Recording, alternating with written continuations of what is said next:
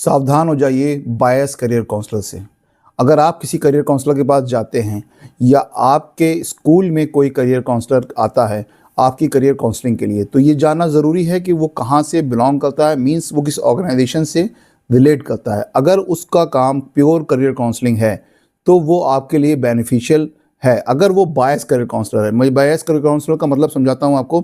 अगर मान लीजिए कोई फॉरेन एडमिशन में डील करता है और किसी पर्टिकुलर यूनिवर्सिटी या पर्टिकुलर कॉलेजेस के साथ एसोसिएटेड है, तो वो आके जब आपकी करियर काउंसलिंग करेगा तो उसकी फोकस जो है वो यही होगा कि आप फॉरेन एडमिशन की तरफ जाएं और पर्टिकुलर उस यूनिवर्सिटी या उस कंट्री के लिए वो आपको सारे प्लस पॉइंट बताएगा। उसी तरीके से अगर कोई करियर काउंसलर आपके पास आता है या आप किसी करियर काउंसलर के पास जाते हैं जो किसी नीट या जेईई की कंपटीशन की कोचिंग से रिलेट करता है, तो जाहिर सी बात है वो कभी भी आपको ह्यूमैनिटीज़ की ऑप्शन नहीं बताएगा। आपकी पर्सनैलिटी, इंटरेस्ट, एप्टीट्यूड ह्यूमैनिटीज़ के होने के बावजूद भी वो आपको ह्यूमैनिटीज़ नहीं सजेस्ट करेगा, क्योंकि उसमें उसका कोई फ़ायदा नहीं है।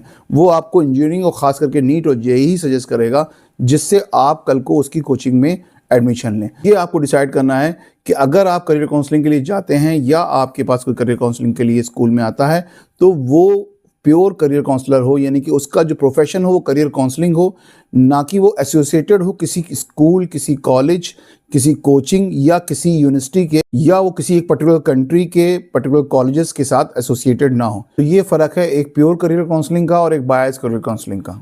किसी ऐसे के साथ ये रील शेयर करिए जिसको इससे फ़ायदा हो।